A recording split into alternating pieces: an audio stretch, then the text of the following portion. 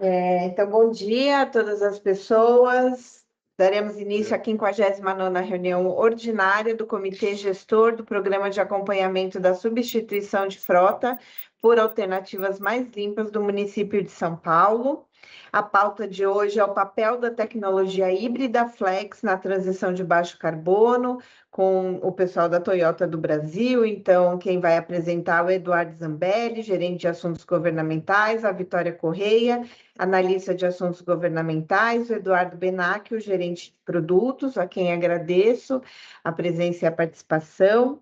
Queria avisar que essa reunião está sendo gravada e ela vai ser transmitida ao vivo no YouTube da Seclima. Com relação à chamada, ela está sendo feita pelo formulário que está no chat da reunião. Coloque em aprovação a ata da 58ª reunião, que foi enviada no convite. Queria saber se alguém tem alguma consideração. Não? Então, está aprovada a ata da 58ª reunião. Passo agora para o pronunciamento do secretário executivo de Mudanças Climáticas, Renato Nalini. Muito bom dia a todos. Eu queria agradecer a presença e a participação de todos, principalmente ao Eduardo Zambelli, a Vitória Correia, o Eduardo Benacchio. É muito importante que a gente esteja muito próximo à Toyota, que é uma parceira, e que nós nos esclareçamos a respeito dos projetos, das perspectivas, né?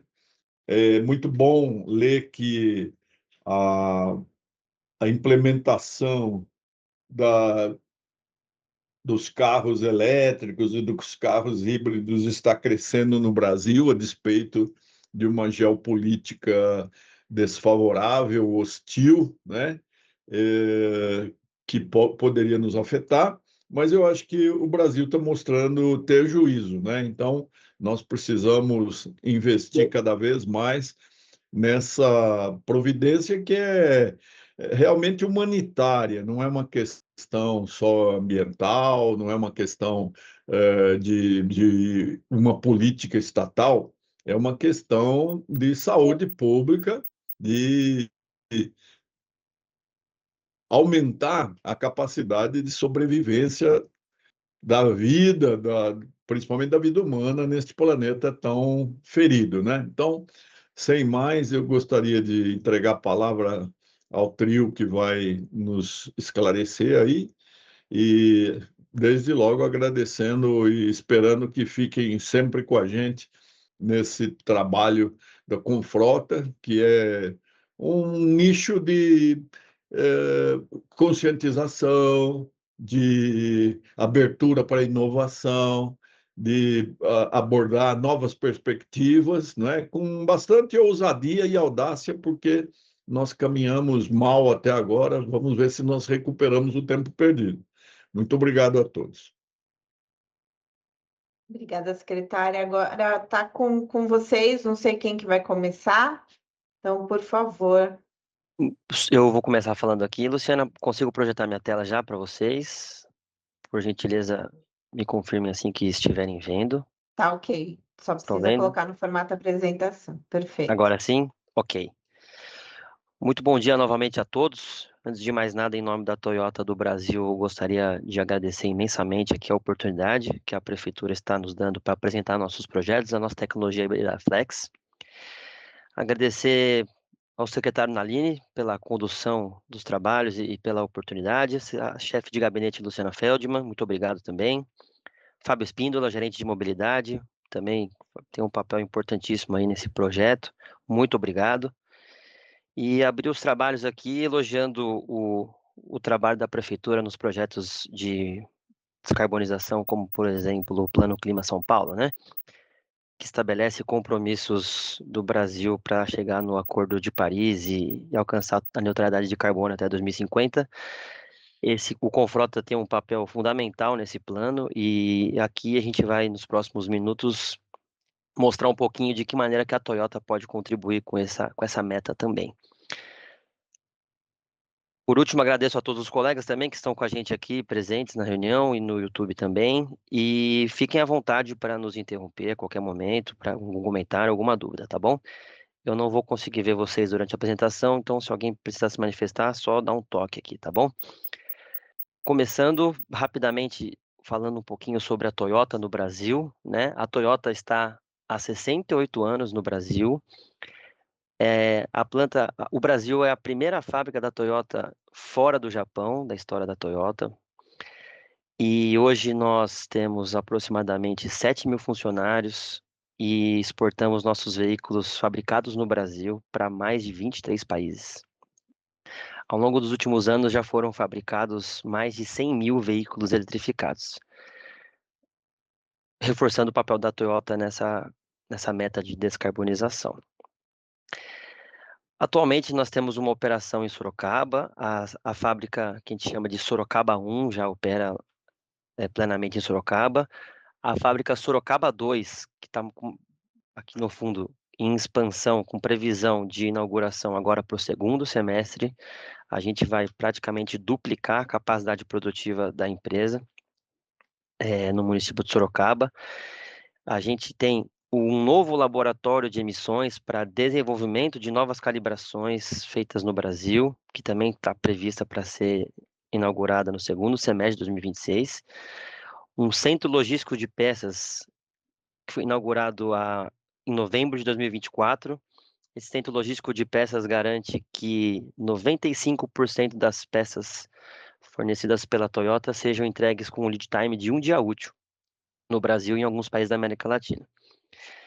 Atualmente, nessa planta, nós fazemos todos os processos produtivos de forma local, estampagem, com prensas e aço nacional, naturalmente, processo de solda, pintura, injeção de plástico. Inauguramos recentemente também a primeira linha de montagem de baterias híbridas de alta tensão no Brasil, aqui na planta de Sorocaba também.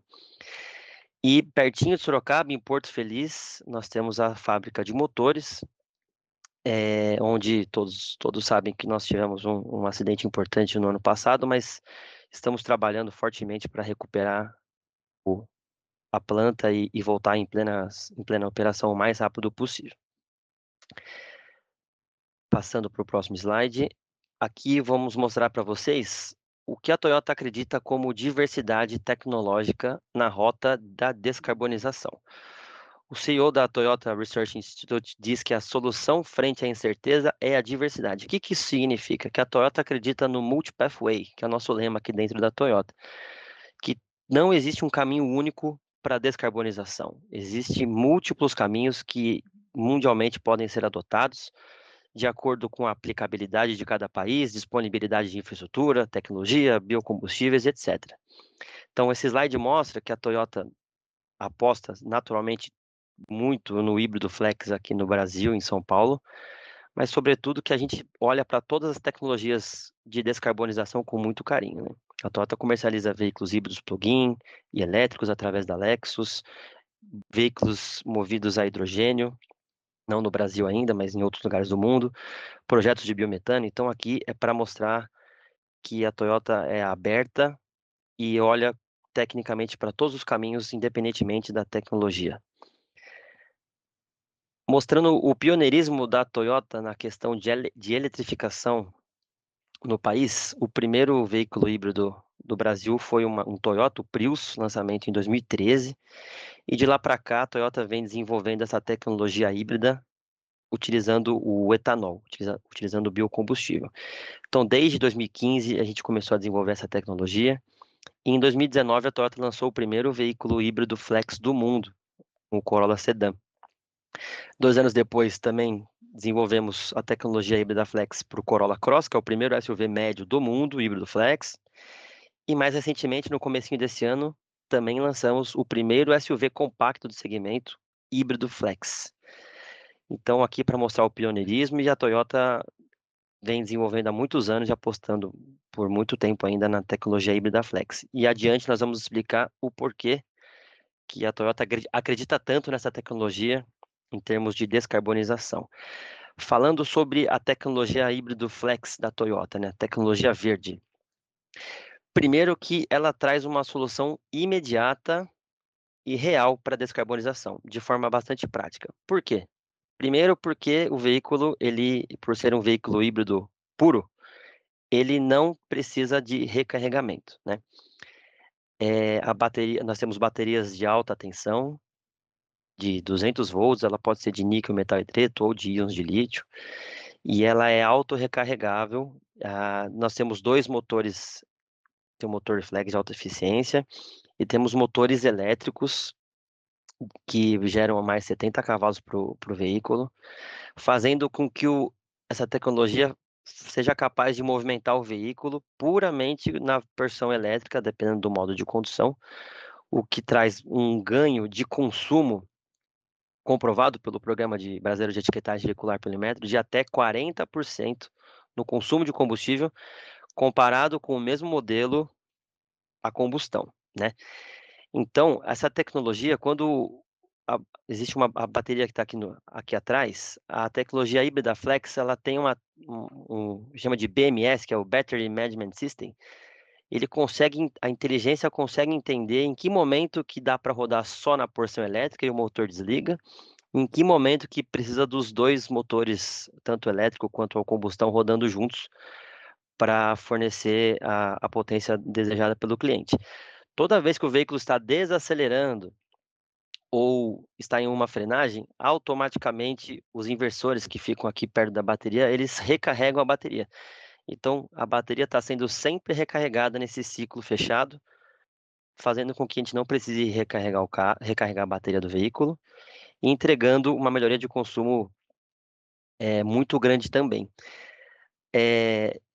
O veículo híbrido Flex da Toyota, ele é um dos pioneiros nesse sistema, e quando rodando com etanol, falar um pouquinho do etanol agora, né? Destacar a produção de etanol no Brasil, né? Dados de 2023, que eu acredito que sejam muito próximos ainda hoje, o Brasil tem mais de 426 usinas de etanol, né? Gerando 30 bilhões de litros de etanol por ano. Isso representa mais de 1/3 da produção mundial de etanol. E no estado de São Paulo, a gente tem ali mais de 40% das usinas de etanol do Brasil estão no estado de São Paulo. E isso justifica muito o cenário de etanol brasileiro com o que a Toyota acredita, que é valorizar a matriz energética brasileira e valorizar o combustível brasileiro também, né? Quando a gente decide desenvolver tecnologia híbrida flex. Soluções locais, políticas industriais favorecem a transição energética. Então, nossos veículos são autorrecarregáveis, né? E quando movidos a etanol, eles têm uma redução comprovada de até 70% de CO2 em relação ao modelo a gasolina. E também comparando com o mesmo veículo rodando na mesma tecnologia, mas com combustível a gasolina, também tem uma redução bastante importante. Sobre recursos, né? Recursos naturais, que é um assunto muito falado e muito importante hoje, né? Esse slide é para mostrar que hoje é possível fabricar 53 veículos híbridos flex utilizando os mesmos recursos naturais de um veículo elétrico ou de 6 veículos plug-in, né? A comparação aqui é pautada na energia de cada bateria, né? Mas, sobretudo, para mostrar que com a tecnologia híbrida flex, a gente consegue colocar com o mesmo recurso natural extraído da terra 53 veículos que proporcionam um ganho imediato de redução de CO2, de consumo de combustível e de descarbonização. Indo para um tema um pouco mais técnico agora, a gente queria falar sobre esse conceito de pegada de carbono e ciclo berço ao túmulo, que tanto tem sido divulgado e utilizado em políticas públicas no Brasil e no mundo, né? O governo brasileiro já olha para o ciclo berço ao túmulo como o principal meio de mensurar de fato quais são as emissões de CO2 emitidas por um veículo, não apenas no uso, que também é importante, né? Muito importante, mas todo o ciclo produtivo de um veículo, né? Desde a fabricação da matéria-prima do carro até o seu descarte. Então, O ciclo berço ao túmulo ele consiste em olhar para a origem dos materiais, vou voltar aqui para ficar mais fácil. A origem dos materiais, da onde vem o aço, da onde vem a borracha, o plástico, o alumínio e os demais componentes usados para fabricar um veículo. Ele olha, que a gente chama de berço, né? Ele olha também para o processo produtivo da montadora, que a gente chama de entre portões, né? Entre o portão de entrada e o portão de saída. Quanto que aquela empresa, aquela montadora está emitindo de CO2 para fabricar o veículo, né? Para estampar a chapa, para soldar, para pintar, né? E aí depois que o veículo é fabricado, também mede a quantidade de CO2 emitida ou gasta para fazer o carro rodar. Então, o combustível utilizado no veículo, a gente chama de poço ou tanque, pode ser o combustível que vai no tanque, pode ser a própria energia elétrica, em caso de um veículo elétrico ou plug-in, né? O quanto de CO2 foi emitido para fabricar aquela energia elétrica. E aí o Brasil dá aula disso, né? Nós temos uma das matrizes energéticas mais limpas do mundo, mas temos o etanol também. E o uso, como eu falei, não menos importante, o uso do veículo propriamente dito, que são as emissões de escapamento, quando houver, né? Que é o tanque à roda. Esse bloco do meio inteiro a gente chama de poço à roda. E, finalmente, outro assunto também que de uns anos para cá vem sido muito discutido e considerado em diversas legislações do governo brasileiro, que é o descarte e a reciclagem desse veículo no final da vida dele. Então, quando a gente olha para esse ciclo inteiro, não apenas para o uso, não apenas para o combustível ou a energia que é fabricada para fazer esse veículo rodar, mas também a origem dos materiais, o processo produtivo e o descarte dele, a gente trouxe aqui para vocês um estudo da Boston Consulting Group, divulgado em outubro do ano passado, comparando algumas tecnologias e o quanto que é cada tecnologia, considerando o lugar que esse veículo foi fabricado e aonde que ele está rodando, emite em toneladas de CO2 equivalentes durante a sua vida útil inteira. Então, o objetivo do estudo é avaliar as emissões de cada tecnologia do veículo, considerando a análise de ciclo de vida, que é o termo que é usado nas legislações, é o ACV, que em inglês é o Life Cycle Assessment. Então, ele inclui a fabricação, o uso e traz todos os impactos ambientais de um produto, de um processo e do serviço. Então, aqui a gente pode ver que um veículo híbrido, flex, rodando com etanol, fabricado no Brasil. Vocês não estavam vendo minha setinha, desculpa. Um veículo híbrido flex, fabricado no Brasil, rodando no Brasil, ele tem uma pegada de carbono 3 vezes menor praticamente de que outros veículos fabricados fora do Brasil, mesmo que eles rodem no Brasil usando a matriz energética brasileira. Isso mostra que o veículo híbrido flex, ele olhando para a pegada de carbono e para a descarbonização e redução dos gases de efeito estufa, ele é a tecnologia mais limpa e mais imediata para a gente poder utilizar nas tomadas de decisão de lançamento de produtos e com foco em descarbonização. Existe um outro estudo também feito pela Unicamp, muito parecido com o que eu mostrei anteriormente, mas tirando o fim de vida do cálculo, né? Existe o método berço ao túmulo, que é o que eu mostrei anteriormente. Existem estudos também que consideram berço à roda. Por que existem estudos que consideram berço à roda? Porque o fim de vida e descarte, isso ainda é um pouco, em alguns momentos, relativo, porque não existem ainda políticas muito claras e definidas sobre descarte e reciclagem, mas quando a gente olha para o berço à roda, excluindo essa variável de berço ao túmulo, excluindo a variável do túmulo, o veículo híbrido flex também ele é muito mais eficiente do que um veículo flex rodando com etanol ou do que um veículo elétrico. Então, essas informações foram baseadas num estudo da Energy for Sustainable Development, feito pela Unicamp, que diz por que os veículos híbridos com combustível sustentável são melhores do que outras tecnologias, né? Então, em todos os cenários, tanto utilizando a unidade de toneladas de CO2 durante a vida útil inteira do veículo, quanto esse estudo que fala quantos gramas de CO2 cada veículo gasta para rodar 1 quilômetro, em todos os cenários, o veículo híbrido flex rodando com etanol ele é muito mais eficiente do que outras tecnologias, destacando a usabilidade dele, a não necessidade de infraestrutura, de recarga, etc. Falando mais um pouquinho sobre pegada de carbono, que esse é o grande mote da nossa apresentação, o Instituto de Tecnologia FIT divulgou um estudo em 2024 falando sobre a média de uso de um motorista ao longo de 10 anos, que é a vida útil média de um veículo hoje rodando, principalmente no estado de São Paulo. Em outros estados a média pode variar de 12 a 14 anos, mas no estado de São Paulo a média de uso é de 10 anos. E um uso médio de um motorista, de um consumidor brasileiro hoje é de 10.400 quilômetros por ano. Nessa média de rodagem do brasileiro, o híbrido flex também se mostra no estudo do Instituto de Tecnologia FIT o veículo mais eficiente em emissões equivalentes de CO2. Se trouxer para um cenário mais conservador de um cliente rodando metade disso, apenas 5.200 km por ano, o híbrido flex também ele se mostra como a melhor opção do ponto de vista de emissões de CO2. E indo para um uso extremo, um pouco fora da curva, mas é importante trazer esses dados também. Um cliente que rode mais do que 15.000 km por ano, o híbrido flex também se mostra a opção mais eficiente do ponto de vista de emissões de CO2 durante a vida útil dele, né? A pegada de carbono.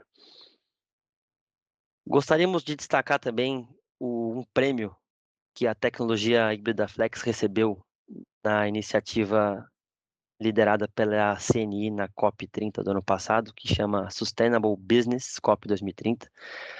A tecnologia híbrida flex foi premiada pelo pioneirismo na adoção de combustíveis sustentáveis. O paper ele é bastante extenso e nós vamos destacar aqui alguns highlights do que levou a Toyota, a tecnologia híbrida flex, ganhar esse prêmio, né? Primeiro porque ele é um case que totalmente escalável, né? Como eu destaquei, no curto prazo, imediatamente é uma tecnologia que pode ser aplicada em qualquer lugar, por não ter necessidade de infraestrutura de recarga, né? E, sobretudo, ela combina a eletrificação com biocombustíveis, né? No nosso caso, o etanol. Reduz as emissões de CO2 do transporte e ajuda os países a atingirem o Acordo Climático de Paris, que inclusive foi o que nós destacamos na abertura, que está 100% alinhado com o Plano Clima, né? Como no item direção inovadora, foi destacado que é o primeiro sistema híbrido flex do mundo, né? Ele combina tanto a eficiência de um veículo BEV, a bateria, com a ausência de carregadores. Desenvolvido no Brasil, 100% nacional, feito por brasileiros, mas testado e já sendo visto com muitos bons olhos por países que também têm o etanol como guia, como Índia, Indonésia, Colômbia. Por quê? Porque ele se adapta facilmente à infraestrutura local, né, e não altera o hábito do consumidor. O consumidor está acostumado a ir no posto de gasolina, abastecer o tanque, e ele continua fazendo isso da mesma maneira que ele está acostumado, com a diferença de que ele vai rodar muito mais e vai emitir muito menos CO2 do que qualquer outra tecnologia. Lembrando que a velocidade média de um veículo, a gente apurou recentemente do município de São Paulo, é de 24 km por hora, se não me engano, 22 ou 24 km por hora. E é exatamente nessa faixa de velocidade que o veículo híbrido flex entrega o melhor consumo possível e a maior eficiência, porque é onde 100% do tempo a bateria vai ser acionada sem a necessidade do motor a combustão. Então, na prática, em municípios onde a velocidade média é menor do que o comum, o híbrido flex ele entrega um consumo de combustível e, consequentemente, uma redução nas emissões de CO2 muito menores do que a gente acabou falando ali pelos dados oficiais, né? Impactos econômicos para o próprio cliente, como eu disse, ele consegue economizar até 40% do combustível e, sobretudo, não precisamos de investimentos públicos em carregadores automotivos, linhas de transmissão, geração de energia. Então, como eu disse, o impacto do CO2 de um veículo movido a etanol ele pode reduzir até 70% nas emissões de CO2 imediatamente, comparado com um motor a combustão tradicional. Eu trouxe para vocês um pouquinho sobre o ciclo do berço ao túmulo. Ele traz um real e forte impacto na descarbonização, comprovadamente falando. Então, esses foram os destaques que levaram a tecnologia a ser premiada na COP30 no ano passado. E estamos encaminhando já para o final da apresentação, pessoal, trazer um pouquinho aqui sobre a descarbonização dentro de um cenário de desenvolvimento econômico.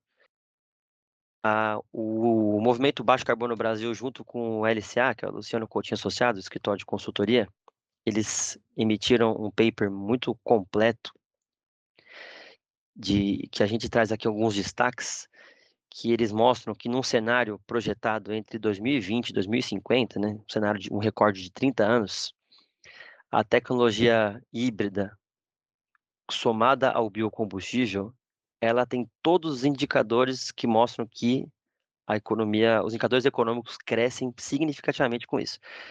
Porque é um cenário que consegue conciliar descarbonização com crescimento econômico e geração de emprego. Por quê? Porque essa tecnologia ela já aproveita a cadeia existente no Brasil, né? A cadeia da indústria automotiva já instalada no Brasil, a cadeia de autopeças, que é gigante e fortíssima, e, sobretudo, o setor sucroenergético brasileiro, né? Então, a gente, com esses cenários, a gente está dizendo aqui, pessoal, que não se trata só de reduzir emissões, que é o nosso fim aqui, nosso foco, né? Mas como fazer isso sem perder crescimento econômico, gerando emprego e mantendo a competitividade da indústria nacional, né? Sobretudo. Então, o que a gente leva desse slide aqui, desse estudo que está sendo apresentado? Que o caminho que melhor equilibra esses três objetivos do Brasil, né? Descarbonização, geração de emprego e desenvolvimento econômico, é a eletrificação combinada com o biocombustível. Em todos os cenários de políticas que focam em adoção de veículos híbridos a biocombustíveis em relação a outras tecnologias, em todos os cenários a conta é positiva e favorável. Então, o debate é sobre tecnologia, sim, é sobre tecnologia também, mas não só isso, né? Como que eu consigo maximizar a descarbonização a partir dessas tecnologias, mas preservando o desenvolvimento econômico do Brasil, né? Essa é uma reflexão que a gente tem que fazer também na adoção de novas tecnologias. Passando rapidamente, falando sobre a confiabilidade da Toyota, né? A Toyota é uma das primeiras montadoras a ter até 10 anos de garantia nos seus veículos, programa de revisão facilitada e prêmios de melhor revenda em vários segmentos, em vários veículos automotivos. Então, a Toyota ela é mundialmente conhecida pela sua confiabilidade, né? Da sua mecânica, das suas tecnologias. E trazendo isso para o cenário do Confrota, naturalmente, a gente destaca toda a linha de veículos híbrido flex da Toyota e traz também uma solução nova que nós lançamos no ano passado, em transporte de passageiro, que é uma Hiace, que a gente vai falar um pouquinho dela mais para frente. Lembrar também e trazer uma parceria de sucesso que a Toyota estabeleceu com a cidade de São Paulo, lá atrás, em 2012, quando estávamos lançando o Toyota Prius, 116 veículos híbridos foram utilizados como frota de táxi na cidade de São Paulo, e São Paulo foi uma das primeiras políticas públicas do Brasil, municipais, voltadas para o incentivo de uso de novas tecnologias de descarbonização. Então, essa parceria foi muito legal, teve uma redução importante nas emissões do transporte urbano e lembrar desse case aqui é importante porque a gente fala disso há muito tempo já, né? Passando rapidamente pela Hiace, lançamos no ano passado, então nós temos duas versões de Hiace, a Hiace de transporte de passageiros, que pode ser aplicada para transporte escolar, e uma versão de furgão também, que ela é adaptada para ambulâncias, transporte de carga, central de monitoramento, dentre outras. Último slide nosso aqui, né, trazendo alguns takeaways, fazendo um resumão de tudo que foi falado nos últimos minutos. destacando a tecnologia, né? Então, quando a gente fala de tecnologia híbrido flex, o que a gente fala? A gente fala de descarbonização imediata com crescimento econômico, geração de empregos, competitividade. A gente fala de produção local e aproveitamento da cadeia automotiva de autopeças existentes no Brasil e aproveitamento da matriz energética brasileira, sobretudo o etanol. Destacar que a tecnologia híbrida Flex Toyota, ela usa a mesma infraestrutura que já temos hoje no Brasil, em São Paulo, e mantém o hábito do consumidor, né? A partir do momento que não tem necessidade de investimentos em ponto de recarga, seja ponto de recarga público ou seja ponto de recarga privado na residência do cliente. Em suma, a gente acredita muito que essa tecnologia ela é uma solução real e imediata para reduzir a pegada de carbono da cadeia. 100% alinhado com o Plano Clima São Paulo e 100% alinhada com o que a Toyota acredita nas metas de descarbonização ao redor do mundo todo.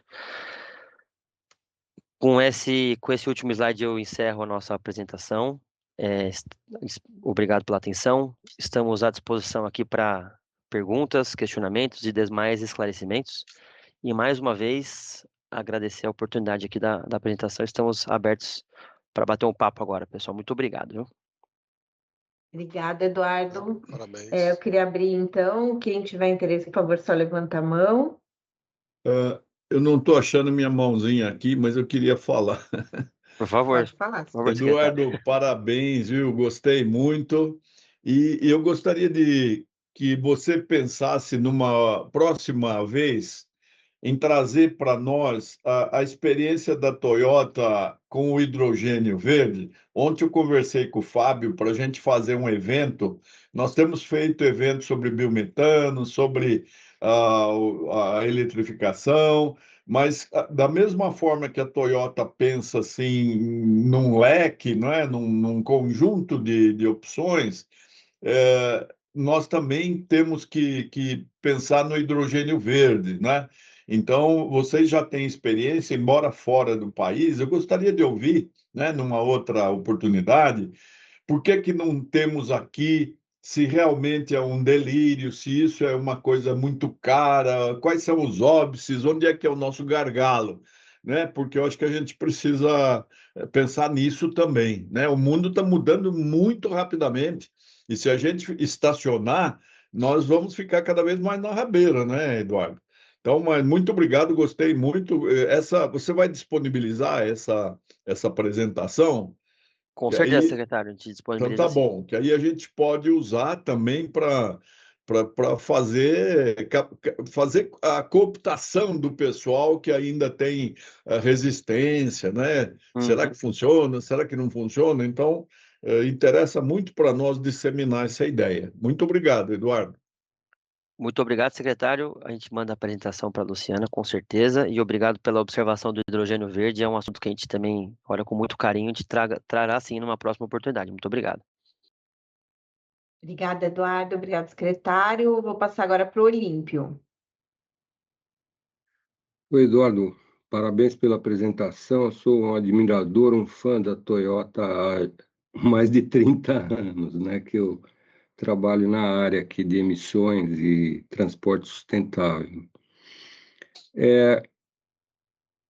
Essa questão das baterias menores, dos híbridos, de todo modo, é uma vantagem adicional, né? Ambiental que os veículos híbridos trazem comparativamente aos veículos elétricos puros, né? Vocês têm um número para uma estimativa, pode ser grosseira mesmo, da quantidade a menos de mineração que vocês demandam para fazer uma bateria menor desse veículo que vocês produzem aqui no Brasil em relação às baterias convencionais de um veículo equivalente elétrico puro? Essa é uma pergunta. E a outra pergunta é como isso se reflete no preço da bateria, né? Então, essa é a minha pergunta. Legal, Olímpio. Obrigado pela sua pergunta. Em um dos slides aqui, se vocês me permitirem, eu vou projetar novamente aqui para a gente. Em um dos slides, de alguma maneira, a gente trouxe um pouco da resposta da primeira pergunta do senhor, talvez não em termos de peso ou número absoluto em valor da bateria, mas olhando em capacidade energética da bateria, né? Então, essa conta aqui acho que ajuda um pouquinho na sua resposta, né? Para a gente fazer um veículo puramente elétrico se movimentar, são aproximadamente aí 69 kWh, né? E com essa energia, com essa carga, a gente consegue fabricar 53 híbridos. Então, proporcionalmente, isso pode ser refletido em quantidade de material também, de terras raras e etc, né? Em termos de custo, naturalmente, hoje as baterias, todas as baterias são commodities orientais, né? China, Japão, Tailândia. Então, naturalmente, elas já têm um custo maior, né? Porque é desenvolvida lá fora e importada para o Brasil. A Toyota, como eu disse, ela já estabeleceu uma linha de montagem de bateria no Brasil, em Sorocaba, primeira linha de montagem de bateria do Brasil. E aos pouquinhos a tendência é que a gente, tendo essa operação estabelecida aqui, a gente desenvolva fornecedores locais para começar a nacionalizar alguns componentes possíveis de serem nacionalizados. Naturalmente, a célula propriamente dita, ela deve acabar sendo a última peça a ser nacionalizada por ser a mais complexa e pelo know-how estar todo lá fora ainda. Então, naturalmente, isso se reflete em custo, né? Com certeza. Eu não sei se eu respondi a pergunta do senhor, se o Benaco quiser complementar com alguma coisa, que é o nosso especialista Permita-me, aqui. isso, Por favor. Zambelli e senhor Olímpio, obrigado pela pergunta.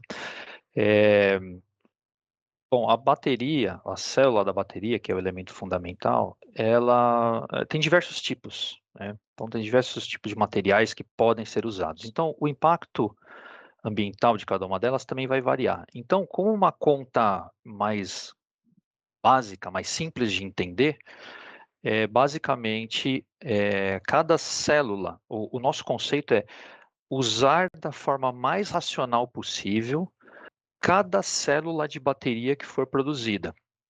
Então, quanto mais a gente conseguir espalhar isso em uma quantidade maior de veículos e combinando com o uso de biocombustíveis, que é o nosso caso, a gente consegue amplificar a redução de emissão de CO2 com a mesma quantidade de recurso disponível, que são as células de bateria. Então, acho que essa é a forma que a gente tem usado de pensar e expandir a tecnologia híbrida Flex. Obrigado, Benac. Mais alguém quer fazer algum comentário?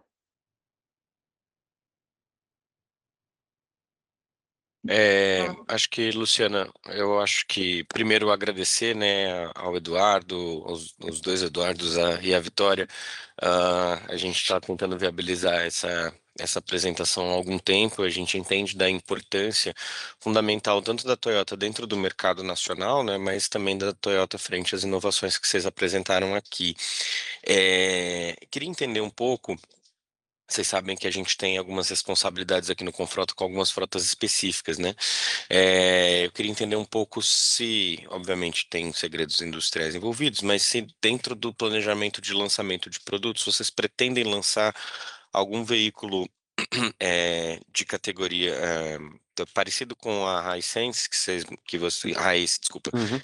que vocês mostraram, mas com a tecnologia híbrida Flex, ou porque a Hiace é a diesel, né? É, então, a gente queria entender um pouco se vocês possuem planos de lançarem veículos comerciais leves ou né, como uma van, como a Hiace, com essa tecnologia que foi apresentada hoje aqui, para a gente entender também quais as perspectivas para os próximos meses e anos. Tá, Zambelli, se me permita, Por como favor, fala a Benac, parte de depois eu produto. complemento. Obrigado. Mas, bom, a Toyota busca continuamente a melhoria e o aperfeiçoamento de seus produtos. Isso não só na linha de veículos leves de passageiro, mas também leves comerciais, que é o caso da Hilux, da Hiace.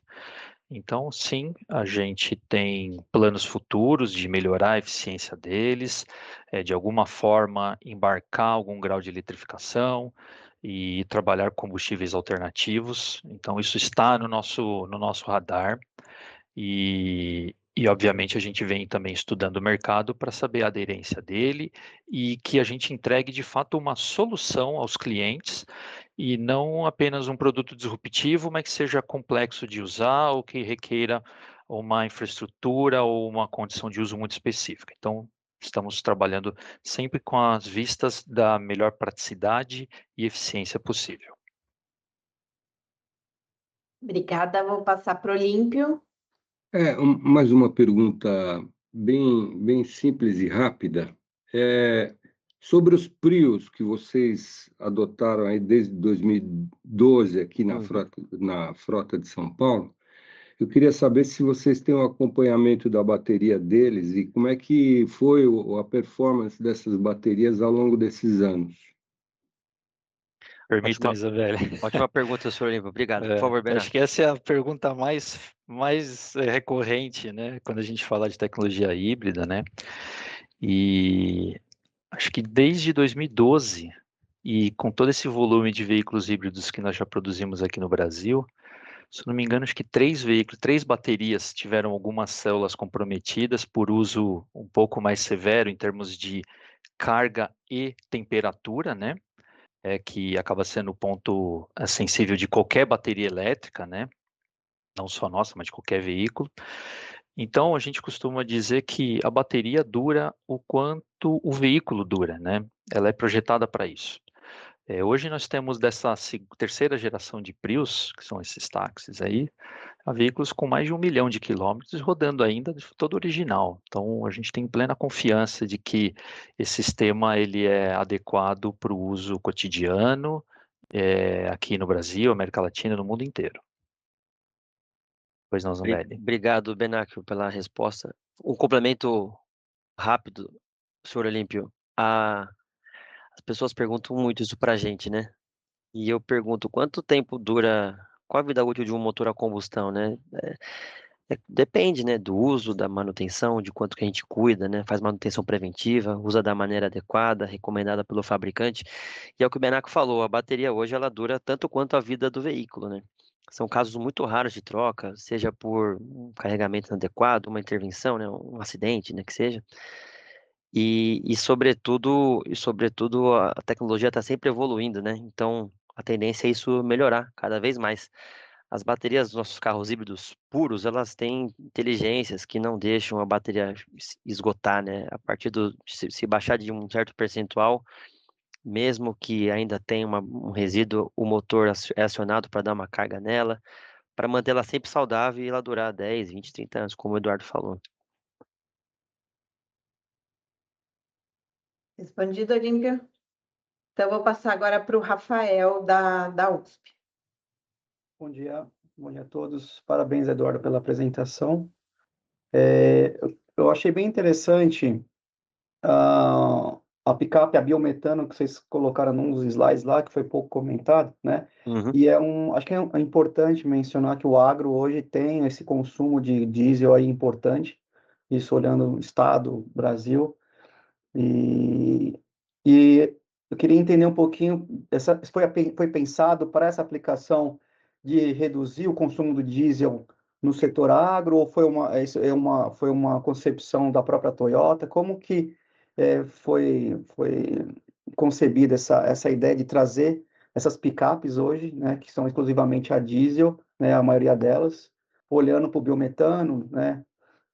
E a segunda pergunta é sobre a questão da descarbonização dos veículos, né? Olhando um pouquinho da redução das emissões, né?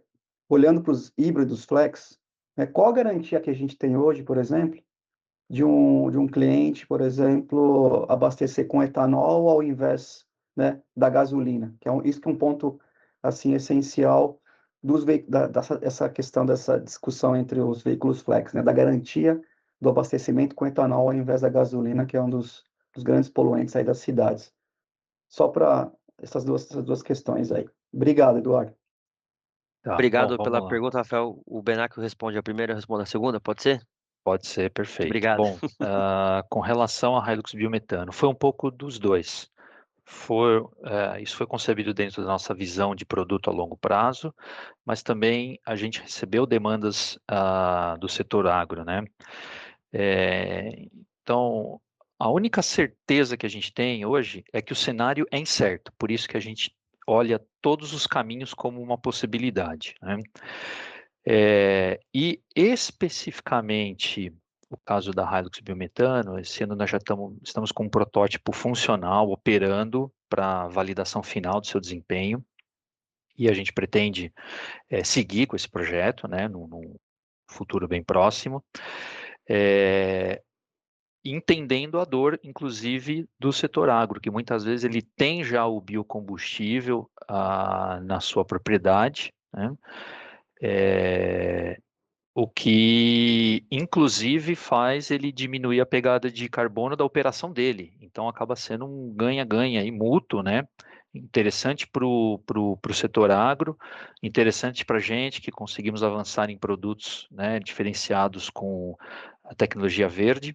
No final, por exemplo, para uma usina produtora de etanol, o etanol acaba tendo uma pegada de carbono menor, porque ele reduz a quantidade de maquinário diesel na operação, que é o que traz a pegada de carbono do etanol, mesmo sendo baixa, mas tem um pouquinho. Então a gente entende que acaba sendo um produto positivo para todos os lados. Então, respondendo essa pergunta, foi uma motivação mútua, tanto do setor agro quanto nosso de trazer alternativas para os combustíveis fósseis. Então, conseguindo materializar isso nesse protótipo da Hilux biometano. Sobretudo quando a gente fala de biometano gerado a partir da produção da cana-de-açúcar, né? Que é um negócio fantástico. Quem já pôde comparecer numa indústria de cana-de-açúcar, de biometano como a Cocal, por exemplo, eles reaproveitam basicamente 100% de um material que temos em abundância e que poderia ir para o lixo, mas eles têm um sistema lá que reaproveita tudo, o bagaço, a torta, tudo é reaproveitado, coloca em biodigestores e gera biometano em abundância. Então, a partir da cana-de-açúcar, né, que é o que a gente falou bastante de etanol aqui hoje, de usinas de cana, né, então está 100% alinhado com a nossa estratégia. Rafael, sobre a sua segunda pergunta, realmente esse eu diria que é um dos maiores desafios do Brasil hoje em termos de descarbonização e biocombustíveis, porque o etanol já está mais do que comprovado há 50 anos que ele é a solução para muitos problemas que nós temos climáticos no Brasil, né? É uma ferramenta super potente para a gente atingir essas metas todas. Mas, de fato, existe uma questão de hábito do consumidor, competitividade do etanol em relação à tributação versus a gasolina. Então, é um assunto difícil para a gente opinar, porque ele vai um pouquinho além da questão técnica da montadora, mas, de fato, a gente incentiva o uso do etanol, né, e faz nossos estudos sempre privilegiando o etanol, que é um cenário possível. Como reverter isso para que lá na ponta o consumidor do dia a dia comum opte por colocar o etanol no seu combustível? Esse é um assunto bastante profundo aqui, que daria um debate grande, mas é algo que a gente visa também. E sempre que a gente tem a oportunidade de alguns debates, enfatizar essa demanda, a gente também te leva, porque realmente é um desafio grande. Muito obrigada. Acho que eu sei. Opa. Desculpa, só um comentário sobre isso. Eu nunca entendi por que o Ministério do Meio Ambiente, os órgãos ambientais aí, Brasil afora, não promovem debates intensos, né, fóruns, workshops, etc., para fazer um brainstorm nacional, né, para descobrir ou criar mecanismos para fazer o consumidor do veículo flex na ponta, para que ele use efetivamente o etanol no Brasil. Isso aí não é feito, eu nunca entendi por que não, né? E isso é uma pergunta que permanece aí me incomodando durante muito tempo. Secretário, se o senhor me permite uma última observação em relação ao que o Olímpio falou. Realmente, Olímpio, hoje nós já temos, né? Acho que o Brasil está evoluindo bem nisso, né? Tem o RenovaBio, a lei do combustível do futuro. Então, o assunto está sendo tratado, né? De uma maneira realmente importante. Mas, de fato, eu imagino que no futuro essas leis, essas discussões vão ser convertidas na prática, sim. Mas quando realmente a gente não consegue precisar ainda. Obrigado, secretário. Obrigada. Agora eu vou passar para o secretário Renato Nalini.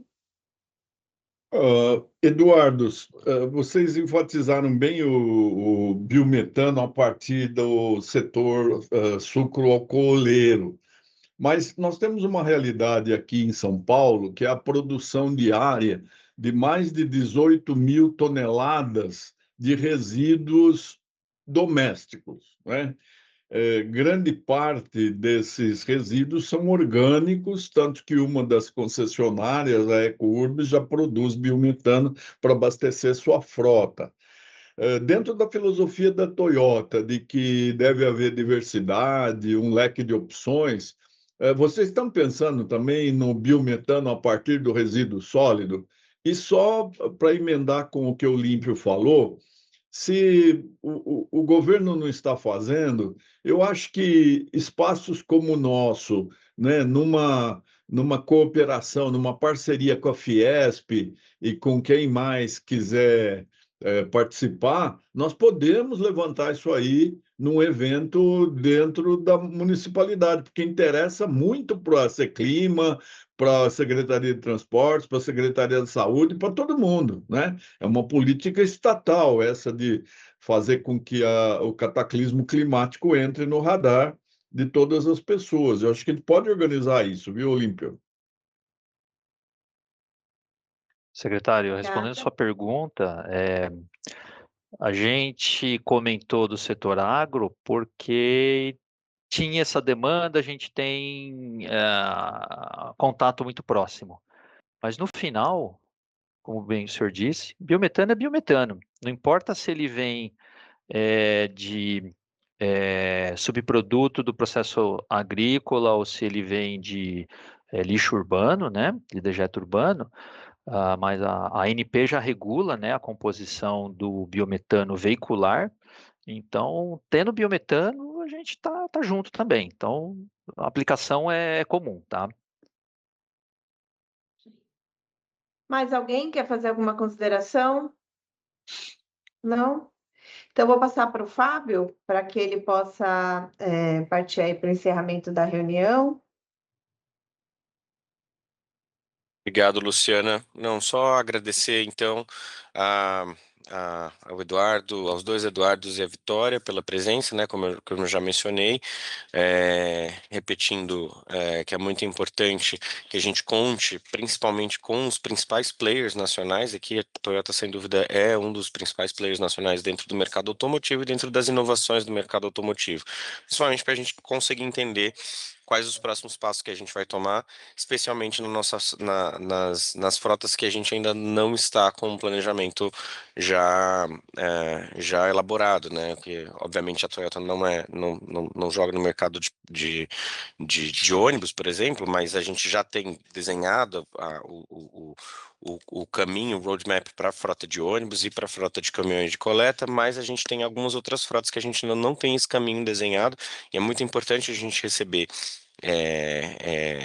players relevantes como a Toyota para a gente entender quais os próximos passos que a gente vai dar para estas outras frotas que estão sob nossa responsabilidade, né? Mas, dito isso, agradecer pela apresentação e pelos esclarecimentos posteriores. Obrigado, senhores. Secretário, o senhor pode encerrar a reunião? Queria novamente agradecer, foi muito produtiva essa reunião, né? Eu mesmo aprendi bastante coisa, completei aqui o meu aprendizado na Seclima, e nós estamos abertos para todas as ideias que surgirem. Eu gosto também de ouvir as vozes dissonantes. Hoje parece que foi assim uma coisa, todo mundo de acordo, né?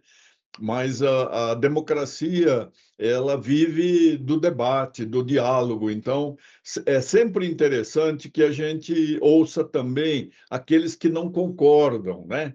Porque com isso a gente vai encontrando contra-argumentos para poder tornar o discurso cada vez mais forte, cada vez mais consistente e persuasivo, né?